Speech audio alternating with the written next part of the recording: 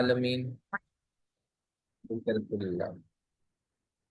अच्छा, हम सबसे पहले हम मेडिकल डिसेबिलिटी जो चैप्टर है उसको छेड़ेंगे। उसमें सारी मेडिकल इमरजेंसीज का जिक्र है कि जो पेशेंट आते हैं हमारे पास, उनको अगर डिजीजेस हैं पहले, तो किस तरह एज अ डेंटिस्ट हमें अपनी मैनेजमेंट करनी चाहिए जिन पेशेंट को डिजीज है। तो सबसे पहली जो डिजीज की बात करेंगे वो है कार्डियोवैस्कुलर डिसऑर्डर। सीवीएस प्रॉब्लम है अगर किसी बच्चे को, तो उसको कैसे मैनेज करेंगे। अच्छा, इसकी मेडिसिन साइड पे नहीं जाना कि डिजीजेस के नाम क्या हैं, उनके कॉजेस क्या हैं, उन डिटेल्स में नहीं जाना। हमें सिर्फ डेंटल मैनेजमेंट पे फोकस करना है इस चैप्टर में। तो सबसे पहले dental care for the children with cardiovascular disease, number 1 point. इसमें जो सबसे इम्पोर्टेंट चीज होती है ना, इम्पोर्टेंट कंसिडरेशन होती है ऐसे मरीजों में, ऐसे बच्चों में, वो होती है कि प्रिवेंशन। कोशिश हत्ता इम्कान कोशिश की जाए कि डेंटल डिजीज हो ही ना, दांतों का मसला हो ही ना, प्रिवेंशन किया जाए, क्योंकि कार्डियोवास्कुलर में फिर डेंटल इंटरवेंशन मुश्किल चीज होती है। तो सबसे जो इम्पोर्टेंट चीज है वो है रेगुलर मॉनिटरिंग और प्रिवेंशन। प्रिवेंशन में क्या आ जाएगा? Oral hygiene instructions, dietary counselling, fluoride therapy, fissure sealant, ये सारी चीजें आ जाएंगी। और रेगुलर मॉनिटरिंग करनी है, क्लिनिकल भी और रेडियोग्राफिकली भी, यानी कि हर पेशेंट बच्चे को 6-6 महीने बाद बुला के और कंसेक्यूटिव चेकअप करना है कि कहीं कोई इश्यू तो नहीं है। मेक श्योर करना है कि प्रिवेंशन सही चल रही है। पॉइंट नंबर 2, अगर किसी इलेक्टिव ट्रीटमेंट की जरूरत है, रूट कैनाल हो गई, एक्सट्रैक्शन हो गई, तो उसको हमेशा कार्डियक सर्जरी से पहले करनी होती है। कुछ मरीजों में कार्डियक सर्जरी की जरूरत पड़ जाती है। तो जब पता चल गया है कि कार्डियक सर्जरी की जरूरत है, तो पहले ही देख लेना है जिन जिन दांतों का जो है प्रोग्नोसिस क्वेश्चनेबल है, उनको एक्सट्रैक्ट कर लो उसी वक्त, या उनकी उसी वक्त रूट कैनाल कर लो, भले दर्द नहीं है तो भी कर लो, क्योंकि बाद में नहीं कर पाओगे। तो अगर ऐसी कोई ट्रीटमेंट है जिसमें इंटरवेंशन की जरूरत है, तो वो सर्जरी अगर है तो उससे पहले सब निपटा दो, सब निपटा दो पहले। तो ये दूसरा इंपॉर्टेंट पॉइंट। पहला था कि सबसे अहम चीज है प्रिवेंशन। हत्ता इम्कान कोशिश करो कि जरूरत ही ना पड़े इंटरवेंशन की, लेकिन अगर जरूरत पड़े तो मेक श्योर करो सर्जरी से पहले। तीसरा पॉइंट, वेजो कंस्ट्रक्टर को हमेशा लिमिट करना होता है, नो मोर देन 2 कार्ट्रिजेस, जिसमें 0.036 मिलीग्राम, उससे ज्यादा वेजो कंस्ट्रक्टर नहीं देनी। किन किन डिजीजेस में नहीं देनी? मायोकार्डियल इंफार्क्शन जिसकी 6 महीने की हिस्ट्री है, अनस्टेबल एंजाइना, और हाई सिवियर ब्लड प्रेशर। तो इन बीमारियों में वेजो कंस्ट्रक्टर को बहुत ज्यादा लिमिट कर देना है, और 0.036 मिलीग्राम से ज्यादा नहीं देने। ये तीसरा पॉइंट। अब चौथा पॉइंट ये है कि क्या प्रोफाइलेक्टिक एंटीबायोटिक देनी है।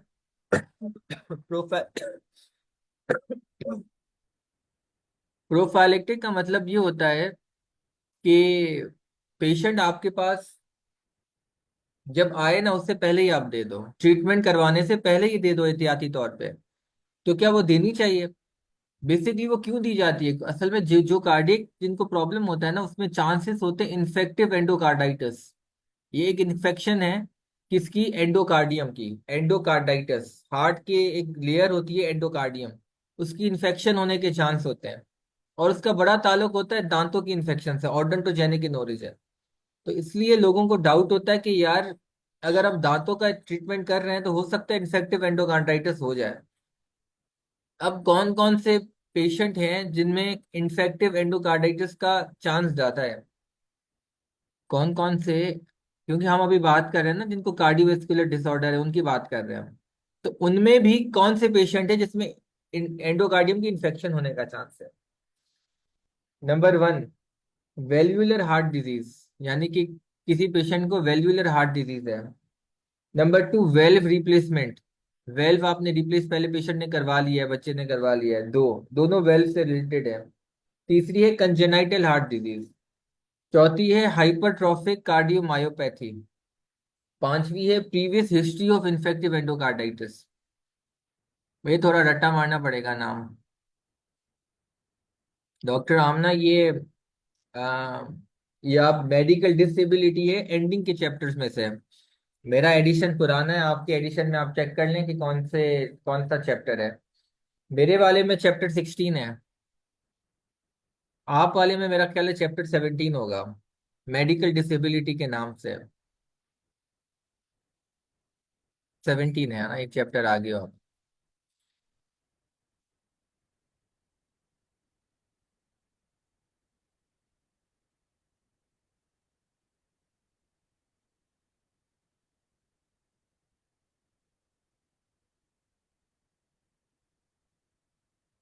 अच्छा, तो हम चौथी पॉइंट पे थे कि, अच्छा, जो कोई पहले 3 पॉइंट रिपीट करेगा, कौन से हैं आप में से जो शुरू में आया था लेक्चर सुनने?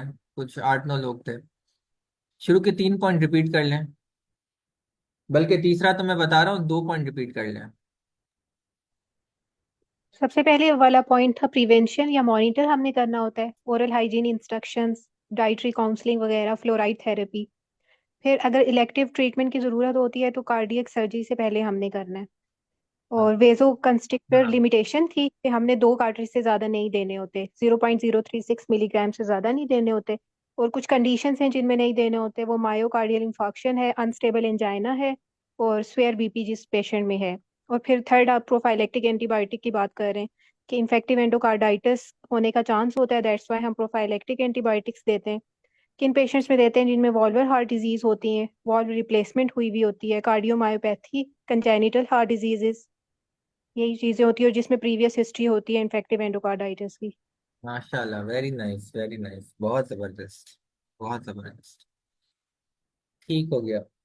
तो ये 4 पॉइंट सारी बता दी इन्होंने, और माशाल्लाह बड़े अच्छे से बताई। और इसी तरह अगर इंशाल्लाह आप लोग आईएमएम के एग्जाम में लिख कर आओगे ना, तो यकीनन यार, पार्ट 2 का एग्जाम होगा, उसमें लिख कर आओगे तो यकीनन इंशाल्लाह क्लियर होगा। लेकिन अब एक और इसमें 5वां पॉइंट है कि क्या एडवाइस करनी है आपको। अच्छा, एडवाइस नंबर 1, आपने पेशेंट को बताना है कि प्रोफाइलेक्टिक एंटीबायोटिक दी जाती थी, अब नहीं दी जाती। अच्छा, ये चेंज हो चुका है। वो जो 5 बातें थी ना जिसमें इन्फेक्टिव एंडोकार्डाइटिस के चांसेस ज्यादा है, उसमें तो कोई शक नहीं है। लेकिन जो लेटेस्ट मॉडिफिकेशन है एनआईसीई की, वो ये 3 बातें कहते हैं कि आपने पेशेंट को समझानी है, समझाना है पेशेंट को। नंबर 1, मैं आपको प्रोफाइलेक्टिक एंटीबायोटिक नहीं दूंगा। और क्यों नहीं दूंगा? क्योंकि अब ये रूटीनली नहीं दी जाती इन्फेक्टिव एंडोकार्डाइटिस प्रिवेंट करने के लिए। ये बात समझानी है, क्योंकि इसके फायदे से ज्यादा नुकसान है। दूसरी बात, खुदा का वास्ता है तुझे, या तुझे अपनी ओरल हेल्थ का ख्याल करना है। ओरल हेल्थ का तुम्हें बड़ा अच्छे से ख्याल करना है, ताकि कोई नौबत ही नहीं आगे कोई इशू है। ये बात समझानी है पेशेंट को, हाथ जोड़ के। तीसरी बात समझानी है कि ये सिम्टम्स हैं इन्फेक्टिव एंडोकार्डाइटिस के। अगर तुम्हें महसूस हो इनमें से कोई एक सिम्टम भी, तो प्लीज मुझे कॉल करने में देर मत करना, या मेरे क्लिनिक पे आ जाना, या किसी फिजिशियन को बता देना, क्योंकि ये इन्फेक्टिव कार्डाइटिस के सिम्टम्स हैं। तो ये 3 बातें आपने मरीज को समझानी है कि मैं एंटीबायोटिक नहीं दूंगा, आपको अपने दांतों का ख्याल करना है, और अगर आपको कोई सिम्टम ऐसा लगे जो इन्फेक्टिव एंडोकार्डाइटिस का है, तो प्लीज मेरे पास आ जाना। तो ये हो गई हमारा कार्डियो। अच्छा, और उसमें पेशेंट की जो अपॉइंटमेंट्स होती है ना, छठा पॉइंट, शॉर्ट रखनी होती है, ताकि इतना कॉपरेट नहीं कर पाता बच्चा। Keep the appointment very very short. 7वां पॉइंट, ऑन सेफ साइड, आप लोगों को ब्लीडिंग टेस्ट करवाना है, क्योंकि ब्लीडिंग प्रॉब्लम्स होते हैं अक्सर कार्डियोवैस्कुलर पेशेंट्स के अंदर। तो INR ratio, INR ratio is prothrombin time divided by normal value. फिर जो आएगा वो INR रेशो होता है, वो मेजर करना होता है, प्लेटलेट काउंट मेजर करनी होती है ऐसे मरीजों में। सर, आपकी वॉइस कट हो रही है। अच्छा, तो किसी को प्रॉब्लम आ रहा है मेरी आवाज में?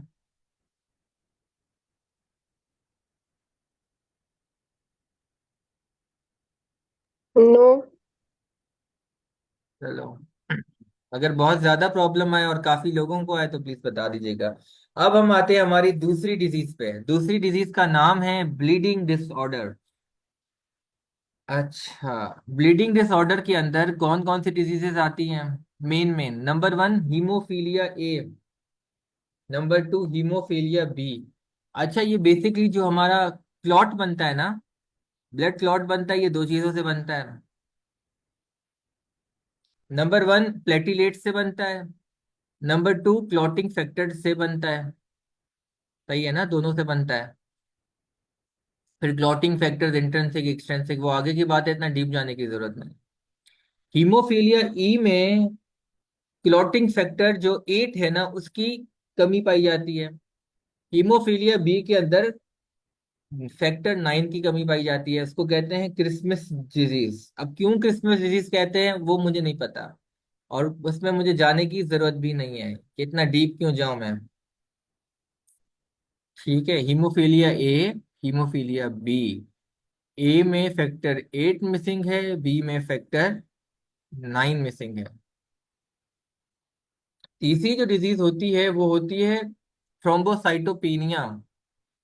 उसमें है कि प्लेटिलेट का काउंट कम होता है। चौथी है वॉन विलिब्रेंड डिजीज।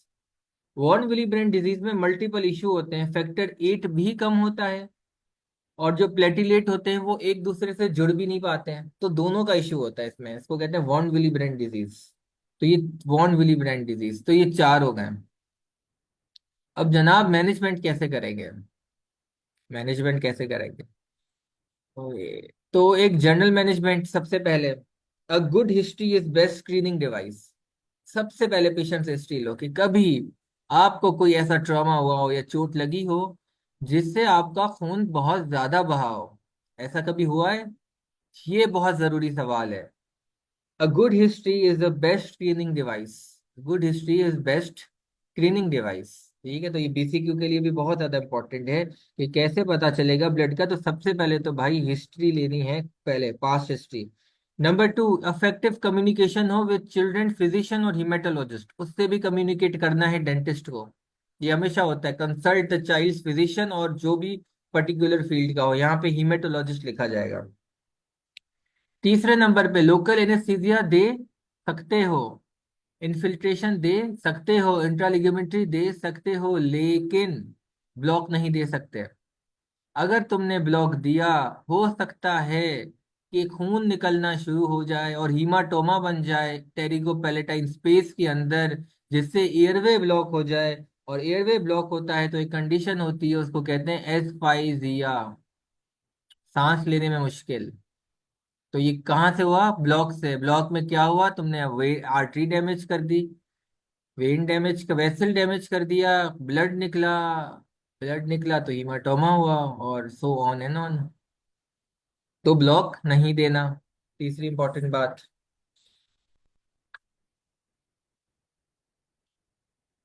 और अगर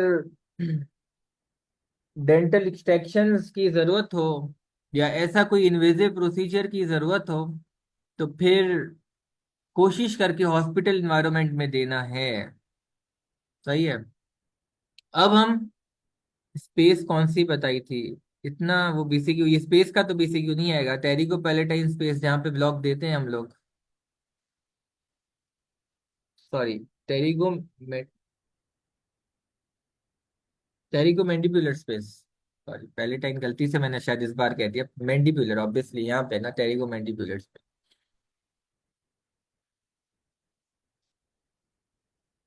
अच्छा, हीमोफीलिया की बात करेंगे पहले। हीमोफीलिया में फैक्टर 8 और ब्लॉक को क्या कहते हैं? एस्फाइजिया, एस्फाइजिया।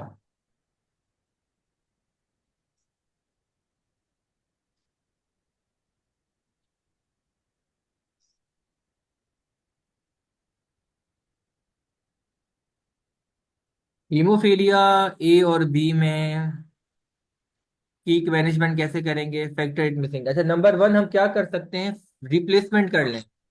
रिप्लेसमेंट करने के दो तरीके हैं। तरीका नंबर वन ये है कि पूरा फ्रेश फ्रोजन प्लाज्मा दे दें, इन्फ्यूजन करें ना, पूरा प्लाज्मा डाल दें। तो प्लाज्मा मतलब किसी और पेशेंट से, तो फ्रेश प्लाज्मा डालोगे ना तो ऑटोमेटिकली फैक्टर 8 और 9 आ जाएंगे। नंबर टू, फैक्टर 8 के कंसंट्रेट, सिर्फ फैक्टर 8 को रिप्लेस करें। ठीक है ना, सिर्फ फैक्टर 8 के कॉन्सेंट्रेट्स को रिपीट करें, रिप्लेस करें, सॉरी। नंबर 3, कोई रिप्लेसमेंट थेरापी नहीं करना चाहते तुम। ये तो हो गई रिप्लेसमेंट थेरापी ना, कि पूरा फ्रेश फ्रोजन प्लाज्मा ही डाल दिया या फैक्टर 8 का ही कॉन्सेंट्रेट्स डाल दिए, इसको कहते हैं रिप्लेसमेंट थेरापी। दूसरे नंबर पे है डेस्मोप्रेजेंट दे दें। डेस्मोप्रेजेंट बेसिकली क्या करता है, ये स्टिमुलेट करेगा मोर प्रोडक्शन ऑफ फैक्टर 8। तो आप रिप्लेस नहीं कर रहे, आप डेस्मोप्रेजेंट दवा ले रहे हो जिससे फैक्टर 8 आपकी बॉडी के अंदर ही ज्यादा पैदा होगा। नंबर 3, ऐसी दवाई दे दो जो क्लॉट को टूटने से बचाए। क्लॉट बनता है वो फिर टूट जाता है, फिब्रिनोलाइटिक। लेकिन आपको कौन सी दवा देनी है, एंटी फिब्रिनोलाइटिक। फिब्रिन को तोड़ने वाले को भी तोड़ दे, एंटी फिब्रिनोलाइटिक, वो दे दो। उसमें नाम कौन आते हैं, एक तो आता है ई का, अमाइनो कैप्रिक एसिड, ई का। दूसरे नंबर पे आता है ट्रांस एक्जेमिक एसिड, जो नॉर्मली मशहूर है, सर्जरी में दिया जाता है।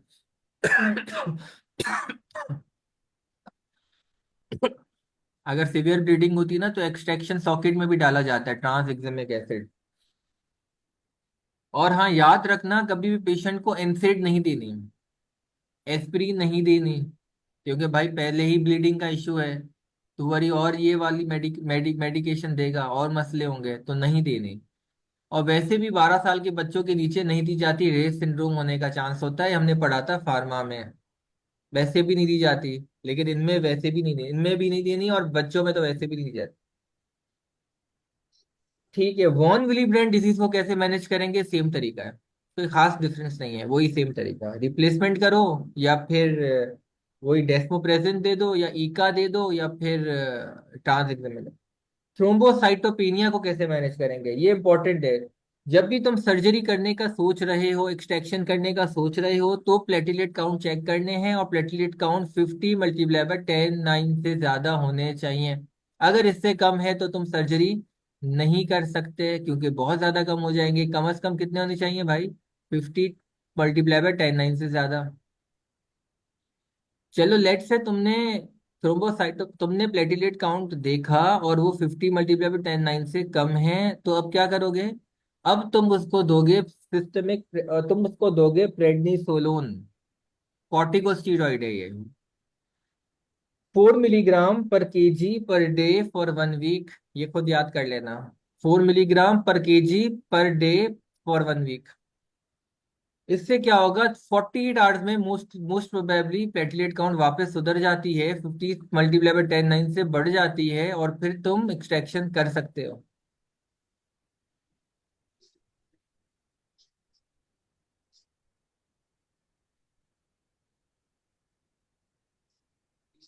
ठीक है, तो ये हमारा दूसरा भी हो गया ब्लीडिंग डिसऑर्डर। कोई बताना चाहेगा थोड़ा बहुत, बड़े पूरा डिटेल में नहीं, थोड़ा बहुत बता दे, हीमोफीलिया को कैसे मैनेज करते हैं।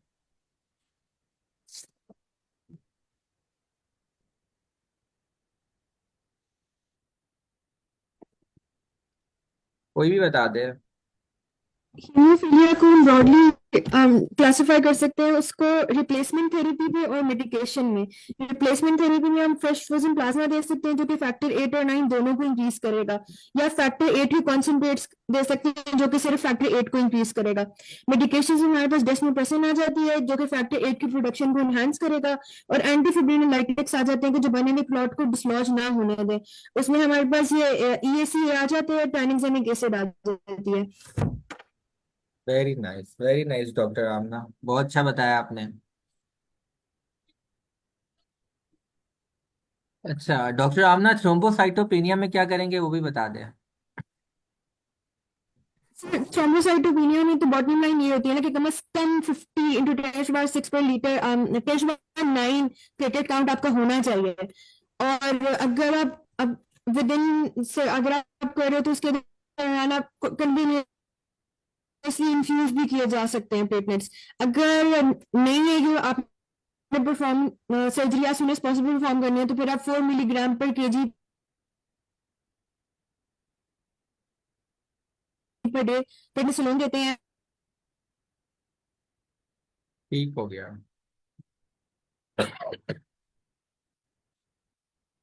ठीक हो गया। आखिर में तो आपकी आवाज थोड़ी कट गई, लेकिन परफेक्ट है, आपने बिल्कुल सही बताया। Thank you so much for such A detailed input.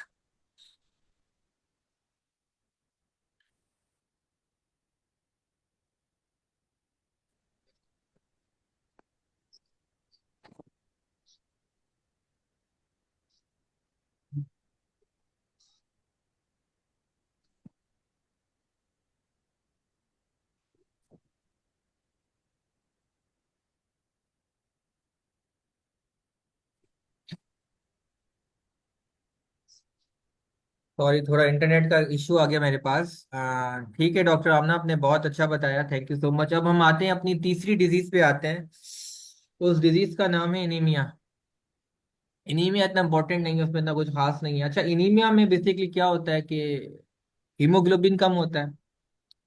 तो इसमें हमें क्या कुछ जरूरी टेस्ट करवाने होते हैं? हिमेटोक्रिट करवा सकते हो, हीमोग्लोबिन लेवल चेक कर सकते हो, और हमें फिर डब्ल्यूसी काउंट वगैरह भी चेक करना होता है। मतलब in short full CBC report होनी चाहिए, हीमोग्लोबिन काउंट, हिमेटोक्रिट और डब्ल्यूबीसी सब बाकायदा आपके पास रिपोर्ट होनी चाहिए।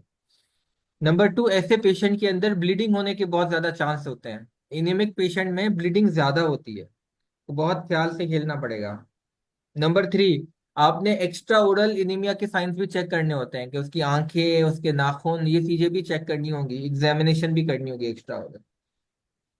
नंबर फोर, कोशिश करनी है कि पहले अंडरलाइंग प्रॉब्लम हीमोग्लोबिन नॉर्मल पे आ जाए, और फिर ही डेंटल ट्रीटमेंट की तरफ जाओ, फिर ही कोई इंटरवेंशन की तरफ जाओ। नंबर फाइव, कुछ जो होती है ना, जिसकी फैमिली हिस्ट्री होती है कुछ कंडीशंस की, जैसे सिकल सेल एनीमिया हो गया या थैलीसीमिया हो गया, तो उनमें आपने प्रॉपर चेक करना है फैमिली हिस्ट्री को। खास तौर पे सिकल सेल एनीमिया का चेक करना है अफ्रीकन पॉपुलेशन के अंदर। उसमें बेसिकली सिकल सेल एनीमिया का इशू ये है कि उसमें आप जनरल एनेस्थीसिया नहीं दे सकते पेशेंट को, जीए पे नहीं कर सकते बच्चे को। तो पता चला आपने सही से हिस्ट्री ली नहीं, फैमिली हिस्ट्री, और पेशेंट को था सिकल सेल, और आपने कर लिया जीए में काम, तो बेड़ा गर्क हो जाएगा। तो वो आपने इस चीजों का ख्याल रखना है। तो ये चार पांच पॉइंट है, तो ये आपने बस देखने हैं। एनीमिया पे तो कोई शॉर्ट ऐसे तो नहीं आ सकता, कोई बीसीक्यूज आ जाए तो आ जाए। सिकल सेल एनीमिया वाले में जीए नहीं देना होता, ये इंपॉर्टेंट पॉइंट है। सिकल सेल एनीमिया और थैलेसीमिया में फैमिली हिस्ट्री ऑब्टेन करनी होती है, ये इंपॉर्टेंट पॉइंट है। हमेशा एक्स्ट्रा और एग्जामिनेशन करनी होती है, इंपॉर्टेंट पॉइंट है। और हिमेटोक्रेट और हीमोग्लोबिन, डब्ल्यूबीसी, सब पूरी ब्लड सीबीसी होनी चाहिए, और खून हो निकलने का बहुत ज्यादा चांसेस होता है। ये चार पांच पॉइंट है, तो उस हिसाब से चीजों को मैनेज करना है। अब आते हैं हम ल्यूकोमिया पे आते हैं। ल्यूकोमिया बेसिकली कैंसर है, जिसमें ल्यूकोसाइट्स बहुत ज्यादा बढ़ जाते हैं, खास तौर पे लिम्फोसाइट्स बहुत ज्यादा बढ़ जाते हैं, डब्ल्यूबीसी बहुत ज्यादा बढ़ जाते हैं। बेसिकली बोन मैरो कैंसर है। इसमें क्या क्या इशू आते हैं? नंबर वन, नंबर 1 कि आपने कोशिश करके ना कोई भी इलेक्टिव ट्रीटमेंट नहीं करनी एक्टिव ल्यूकेमिया में। आपको वेट करना है कि रिमिशन पीरियड हो। रिमिशन का मतलब क्या है? कि कैंसर वक्ती तौर पे रुक जाए। रिमिशन दो किस्म का होता है, एक कंप्लीट रिमिशन, यानी कि कंप्लीटली आपका कैंसर क्योर हो गया। एक होता है पार्शियली रिमिशन, कि वक्ती तौर पे पेशेंट ने रेडियोथेरापी कराया है या कीमोथेरापी किया है, तो उसका वक्ती तौर पे कैंसर रुक चुका है, उसको रिमिशन पीरियड कहते हैं, रुका हुआ पीरियड, अन इनएक्टिव पीरियड। तो उसमें आप एक डेंटल ट्रीटमेंट करवा सकते हो, लेकिन एक्टिव पीरियड में नहीं करवा सकते। अच्छा, ये जनाब, ये जो पेशेंट कीमोथेरापी पे होते हैं कैंसर वाले, सबको पता है ऐसी ऐसी खतरनाक दवाइयां होती हैं, अल्लाह बचाए। और रेडियोथेरापी पे होता है, तो इनमें कुछ प्रॉब्लम्स आते हैं, दवाइयों के भी साइड इफेक्ट होते हैं। नंबर 1, म्यूकोसाइटस हो जाता है, यानी कि ओरल अल्सरेशन होती है, मुंह के अंदर छाले बन जाते हैं और बहुत शदीद दर्द होता है। Number 2, hair loss, alopecia. और ठीक है, नंबर 3 पे जीरोस्टोमिया, सिलाइवा काउंट कम हो जाता है। नंबर 4 और 5, नोजिया, वॉमिटिंग। अच्छा, सिलाइवा जो कि कम होता है, तो फिर कैरीज होने का चांस ज्यादा होगा। सिलाइवा कम है तो फिर कैरीज होने का चांस ज्यादा होगा। ओरल अल्सरेशन है, म्यूकोसाइटस है, तो फिर खाने पीने में मुश्किल होगी, टूथ ब्रशिंग करने में मुश्किल होगी, ओरल हाइजीन मेंटेन नहीं कर पाएगा। ब्रश करेगा दर्द होगा, नहीं करेगा तो फिर ओरल हाइजीन कैसे मेंटेन होगी रहा है, तो फिर पेरियो डिजीज होने का चांस है। अच्छा, इसमें न्यूट्रोफिल काउंट भी बहुत ज्यादा कम हो जाता है, लिहाजा इन्फेक्शन होने के भी बहुत ज्यादा चांसेस हैं, फंगल इन्फेक्शन होने का चांसेस है। तो ये सारी चीजें हमें जहन में रखनी है, डेंटिस्ट को ये जहन में रखनी है सारी चीजें, कि यार ये दवाइयां ले रहा है, इनके ये साइड इफेक्ट हैं, अब मुझे किस तरह मैनेज करना है। नंबर वन ये है नंबर वन ये है कि टूथब्रश अगर नहीं कर सकता तो आपने क्या करना है। अ,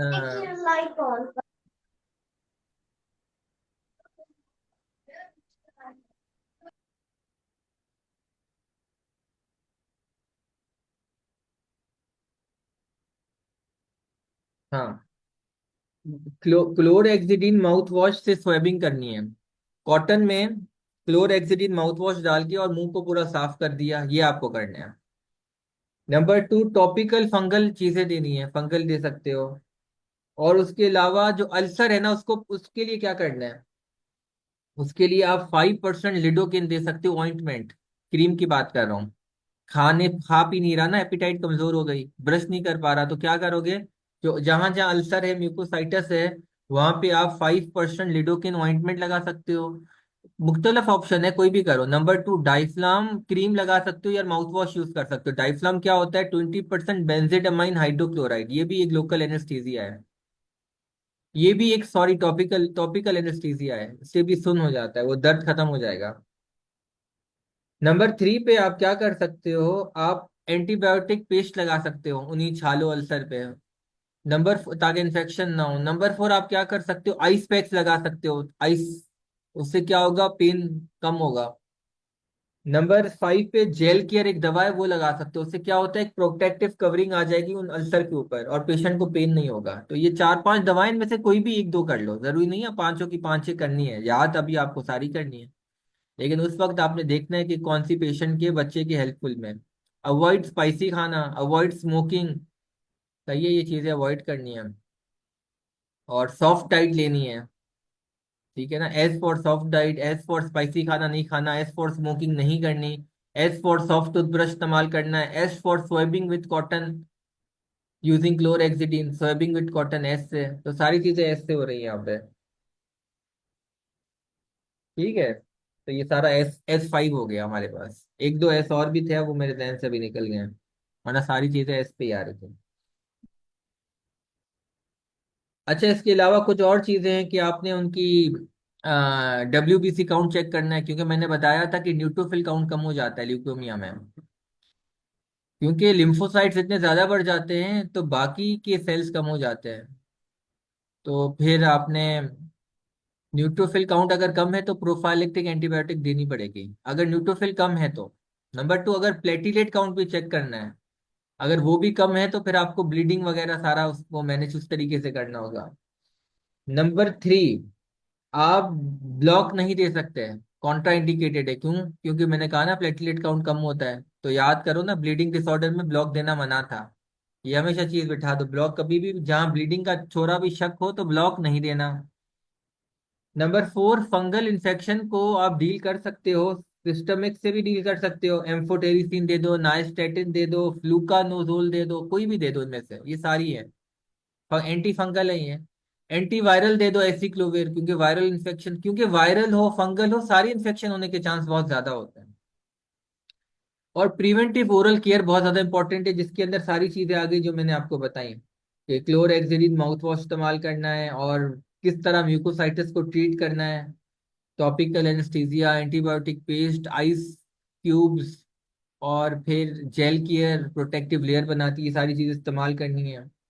और अगर प्लेटिलेट काउंट 20 × 10 से ज्यादा है तो आपने प्रॉपर टूथब्रश करना है, लेकिन अगर 20 × 10 9 से कम है तो फिर आपको टूथब्रश नहीं करना, आपको वो स्वाइबिंग करनी है, उसको कहते हैं फोम ऑन द स्टिक, एक आती है स्टिक आती है जिसमें फोम होता है, क्लोरहेक्सिडिन डिप करके आपने उस तरह ब्रशिंग करनी है, अगर 20 × 10 9 से कम है, क्योंकि अगर टूथ ब्रशिंग करोगे तो ब्लीडिंग होने का चांस ज्यादा है। तो ये भी एक एडिशनल पॉइंट है। तो this is all for leukaemia. कोई अगर ल्यूकीमिया के हवाले से सवाल है तो पूछे, और अगर कोई थोड़ा सा रिवाइज करवाना चाहता है तो बता दे, वरना आगे चले। ये ल्यूकीमिया की कुछ पॉइंट्स थे, ठीक है। 3 डिजीजेस हमारी हो गई। नंबर 1 4 हो गई, cardiovascular, number 2 bleeding disorder, number 3 anaemia, और नंबर 4 है ल्यूकेमिया। अब नंबर 5 पे आते हैं, एस्थमा। एस्थमा में क्या होता है कि जो डेंटल डिजीज होती है ना, डेंटल ट्रीटमेंट होता है, तो बच्चे को एंजाइटी होती है, स्ट्रेस होता है, और याद करो स्ट्रेस से क्या होता है, एस्थमिक जो वो है झटका है वो स्टिमुलेट होता है। तो एक जो एस्थमा का जो होता है टाइम पीरियड बढ़ वो हो जाता है, अटैक, सॉरी, एस्थमा का अटैक हो जाता है स्ट्रेस से ना। तो आपने कोशिश करके number 1 anxiety reduction protocol, cool काम एनवायरनमेंट होना चाहिए, किसी भी किस्म की एंजाइटी और स्ट्रेस बच्चे को या पेशेंट को नहीं देना।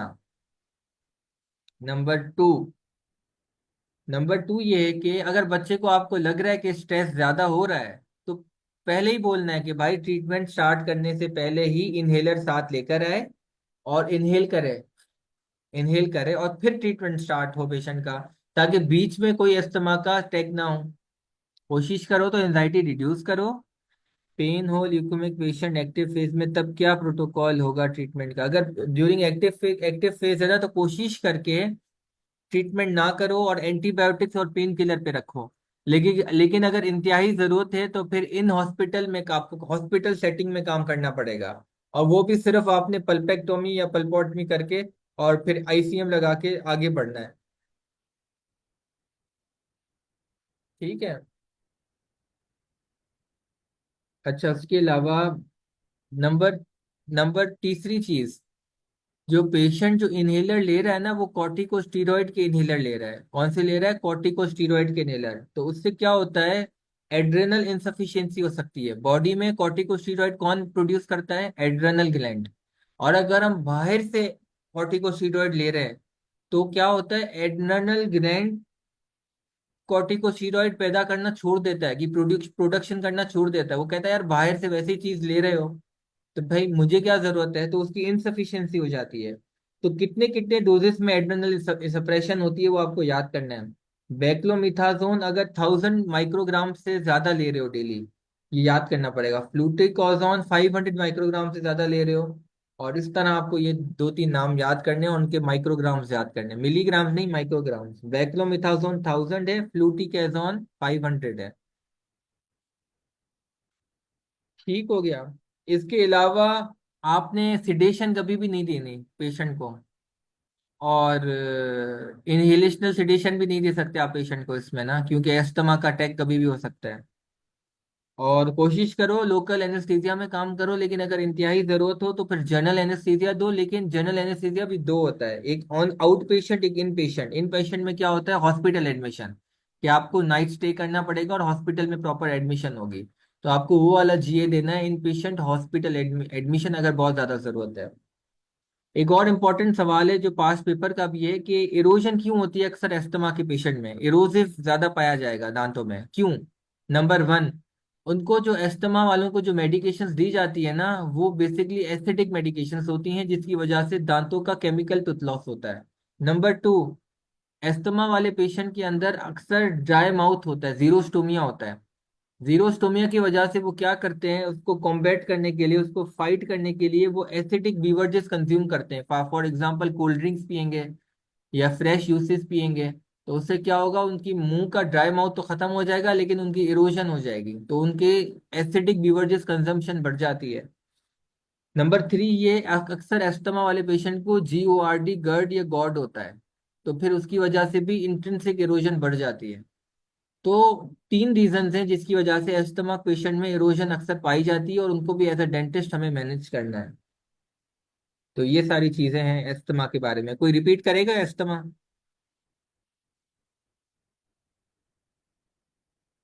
छोटा है अस्थमा, तो कोई रिपीट कर ले। एस्थमा एक डिफ्यूज ऑब्स्ट्रक्टिव लंग डिजीज होती है, जो कि या तो किसी स्टिमुलाई, कोई भी चीज जो कि एलर्जेंस को मतलब एलर्जेंस की वजह से, या किसी स्ट्रेसफुल एनवायरनमेंट या किसी स्ट्रेसफुल कंडीशन की वजह से एग्जैसरबेट कर जाती है। उसकी डेंटल मैनेजमेंट में हमारे पास सबसे टॉप पे जो चीज आती है वो ये होती है कि आपने एंजाइटी रिडक्शन प्रोटोकॉल करना होता है, आपने पेशेंट को एंशियस नहीं फील होने देना होता है। अगर आपको थोड़ा लग रहा हो कि हाँ पेशेंट थोड़ा एंशियस है, तो एक ना पेशेंट को कह देते हैं कि आप बेशक अपना इनहेलर उससे पहले यूज कर ले। इनहेलर में ये बात इंपॉर्टेंट है कि अगर जो एस्थमेटिक्स होते हैं उनको लॉन्ग टर्म स्टेरॉइड इनहेलर दिया जाता है, तो उसमें ना कुछ और जब हम एक्सोजनसली इनहेलर यूज कर रहे होते हैं तो हमारी एंडोजेनस जो सप्लाई होती है, इटर्नल सप्लाई जो हो रही होती है वो हमारे पास कट ऑफ हो जाती है। तो जब बाहर से सप्रेशन कम होती है तो बॉडी कोप अप नहीं कर पाती, तो इसकी वजह से वो एड्रीनल क्राइसिस में या इंसफिशियंसी में चला जाता है पेशेंट। उसमें हमारे पास बेक्लोमेथासोन 1000 मिलीग्राम पर डेली से अगर ज्यादा डोज दी जा रही है, फ्लूटिकासोन 500 मिलीग्राम माइक्रोग्राम्स और बुडेसिनाइड 800 माइक्रोग्राम्स अगर हो तो तब उसमें ज्यादा होता है चांसेस। इनहेलेशन सेडेशन हम नहीं देते हैं अमूमन, और जनरल एनेस्थीसिया भी जो होती है ना वो इन ऑफिस इन हॉस्पिटल होती है। और ऐसे पेशेंट्स हैं उनमें ना डेंटल इरोजन के चांसेस ज्यादा होते हैं, क्योंकि एक तो स्टेरॉइड इनहेलर होता है वो ड्राई माउथ कॉज कर रहा होता है, और उसमें गैस्ट्रोसोफेजियल रिफ्लक्स डिजीज के ज्यादा चांसेस होते हैं। और क्योंकि कंटिन्यूसली माउथ ड्राई हो रहा होता है तो पेशेंट या तो एसिडिक फ्रूट ड्रिंक्स या इस तरह की कोल्ड ड्रिंक्स सॉफ्ट ड्रिंक्स वगैरह से ना उसको कम्बैट करने की कोशिश कर रहा होता है, तो उस वजह से उनमें इरोजन के चांसेस भी ज्यादा हो जाते हैं। ठीक हो गया, परफेक्ट हो गया, बहुत जबरदस्त बताया आपने, once again thank you so much. अगर इसी तरह आप लोगों को चीजें इंशाल्लाह याद होती रही तो इंशाल्लाह मेरी जरूर, मैं गारंटी के साथ कह सकता हूँ कि जरूर आपका एग्जाम सब आप लोगों का पहले टाइम में निकल जाएगा इंशाल्लाह। और बोलने से चीजें और अच्छे से याद होती हैं। अगर कोई यहाँ पे नहीं भी बोल रहा तो भी कोई दिक्कत की बात नहीं है, आपस में दोस्तों को एक दूसरे को बता सकते हो, और अगर दोस्त भी नहीं है तो फिर मोबाइल फोन पे रिकॉर्ड कर सकते हो। अब एड्रेनल इंसफिशियंसी पे आते हैं। अगर एड्रेनल इंसफिशियंसी किसी पेशेंट को है, ठीक है ना, या वो तो बाहर से अगर स्टीरॉइड बहुत ज्यादा ले रहा है, एड्रेनल इंसफिशियंसी है, तो उसमें हम देखेंगे अभी हम कौन सा प्रोसीजर कर रहे हैं। अगर हम नॉर्मल रेस्टोरेटिव प्रोसीजर कर रहे हैं तो हमें ओरल सप्लीमेंट्स देने की कोई जरूरत नहीं है, यानी कि प्री ओरल सप्लीमेंट्स। अगर मैं रेस्टोरेशन कर रहा हूँ कॉम्पोजिट की और अमलगम किसी की ना, स्केलिंग पॉलिशिंग कर रहा हूँ, तो फिर मुझे पेशेंट को ओरल सप्लीमेंट्स देने की जरूरत नहीं है। पहले ये उस पेशेंट की बात कर रहा हूँ जो जिसके अंदर एड्रेनल इंसफिशियंसी है। अभी हम नेक्स्ट टॉपिक पे आ गए, एड्रेनल इंसफिशियंसी है। लेकिन अगर मैं कोई इन्वेजिव ऑप्शन यूज कर रहा हूँ, फॉर एग्जांपल मैं क्या कह मैं एक्सट्रैक्शन वगैरह कर रहा हूँ, या ऐसा कोई प्रोसीजर है जिसमें स्ट्रेस बहुत ज्यादा पेशेंट को जनरेट हो रहा है, तो मैं इस प्रोसीजर स्टार्ट करने से पहले पेशेंट को ओरल स्टीरॉइड्स दूंगा। उसका जो नॉर्मल रूटीन का डोज है ना उसको डबल कर दूंगा, उसको इंक्रीज कर दूंगा। रूटीन में अगर वो इतने लेता है तो मैं बोलूंगा उस दिन तू और डबल लेकर आ। ठीक है ना, क्योंकि अगर प्रोसीजर का जो स्ट्रेस होगा ना तो उसको ओवरकम करने के लिए ऑलरेडी कोर्टिकोस्टेरॉइड पेशेंट ने ले लिया। इसके अलावा जनरल एनेस्थीसिया आपको अगर देने की जरूरत है तो दो, लेकिन इन हॉस्पिटल सेटिंग में तो वही वाली सेम बात है, अस्थमा वाली। और उसके बाद इसके बावजूद भी अगर कोई मेडिकल इमरजेंसी हो जाए, इसके बावजूद भी अगर पेशेंट ड्यूरिंग प्रोसीजर बहुत ज्यादा स्ट्रेस हुआ और वो एड्रेनल इनसफिशियंसी में चला गया और उधर गिर गया, तो फिर आपको इमरजेंसी ड्रग होनी चाहिए, 1 ग्राम हाइड्रोकोर्टिसोन की इंजेक्शन देनी है। ये आपको आगे भी आएगा कि आपको कॉर्टिकोस्टेरॉइड की इंजेक्शन देनी है, हाइड्रोकोर्टिसोन या सोडियम सक्सीनेट 100 to 200 मिलीग्राम।